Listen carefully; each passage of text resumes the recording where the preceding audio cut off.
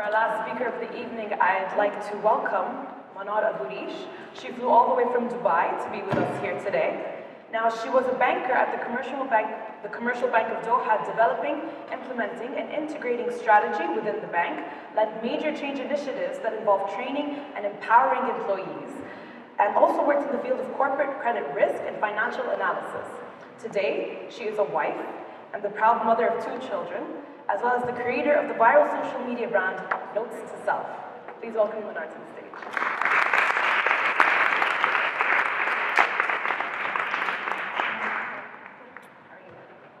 I wonder if this is working. Yeah.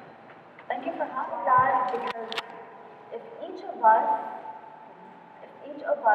improve ourselves from the highest, purest self that we know, from the within, essentially what we're doing is we're elevating ourselves to function on a different level of awareness, a higher level of awareness and consciousness. Naturally, what happens after that is that we raise the people around us. Eventually, we create a ripple effect around the world where everybody is raising everyone else. So we start functioning from a place of love, understanding, compassion. What do you think will happen to the world? What do you think will happen to the wars, the hate, the famine, the greed? I really think we'd get rid of a lot of that, don't you? No, I truly agree. I couldn't agree more. I'll give you a good example of elevating, or how we elevate each other. I want you to think of how you feel after you've left a friend who's generally negative, someone who likes to gossip, complain about the world, complain about how their life is. How do you feel when you leave them? Like, how do you feel your energy is? You usually feel down, and you don't feel inspired to do anything good for yourself or other people. You just feel down.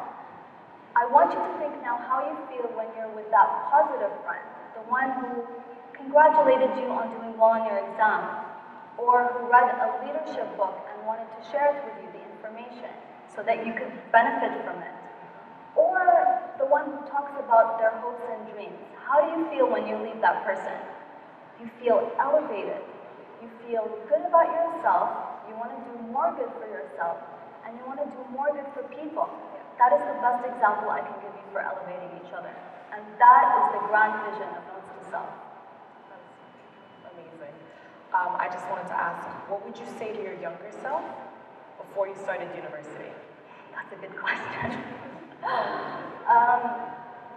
What I would say to my younger self before I started university, which wasn't too long ago, by the way, it was just a couple of years. The first thing I would say is you are powerful and you are responsible for everything that happens to you. Because when I was in university and school, I never accepted my personal power. I felt like I always gave it away because my happiness and my success always depended on other people. But the most important person in your life is you. You are the one that matters, so you are powerful, and use that power to better your life and get to the place that you want to get to. The second thing I would say, don't compare yourself to other people. You know, when we're in school and university, we tend to compare ourselves to each other because that's kind of the culture. Who gets the best grade? Who is the captain of the football team?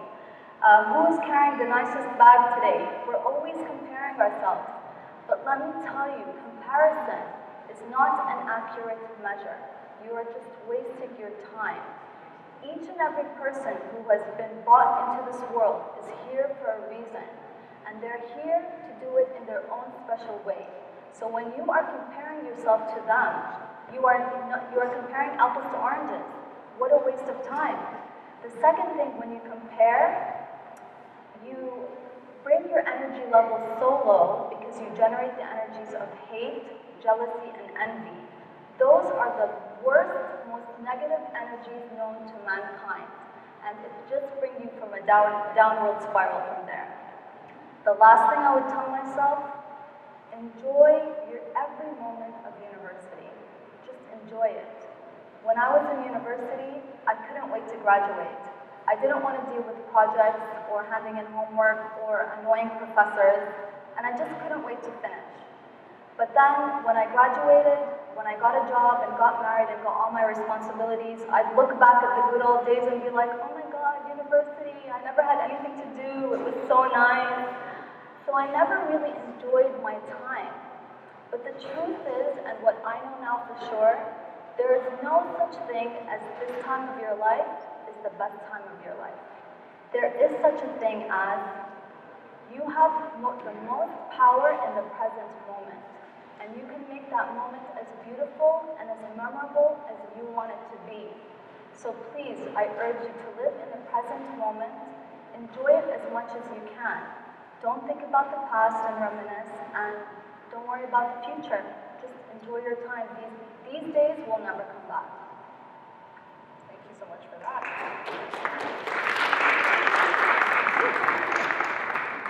Thank you. So before I let you go, I just wanted to ask, what is the one key element that you want us all to walk away with today?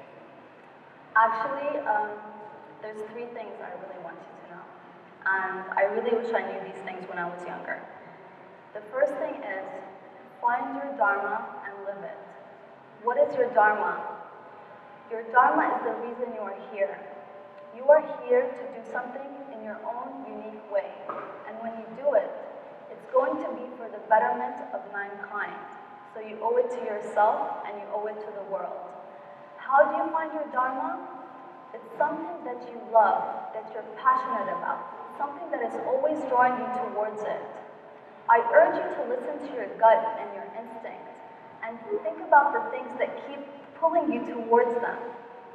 And if you don't know what your dharma is now, don't worry about it, it's okay, because you'll find out eventually, and the best part of this is enjoying the journey. So please, find your dharma and live it. The second thing, live from a place of gratitude. You are literally a magnet. When you live from a place of gratitude and always think about the things you are grateful for in your life, do you know what life does? It gives you more of the good things. You attract more goodness into your life. If, however, you keep complaining about life and thinking about how bad your life is and surrounding yourself with people who complain, well, you're going to get more of the bad stuff and you're just going to be a magnet for that. So live from a place of gratitude. The final thing, and this is so notes to self, and I'm so glad I'm ending with this, is always choose empowering thoughts. At any moment of the day, you have a choice. Should I continue thinking this thought or should I change it? If the thought is empowering you, go ahead. If it is taking away from your power, I urge you to change it and use a thought that will help you go to the place that you want to be and become the person you want to be. Because your thoughts, well, they create your belief system. And whatever you believe will become true about your life. So please, always choose empowering thoughts. And that's it. Thank you so much, ladies.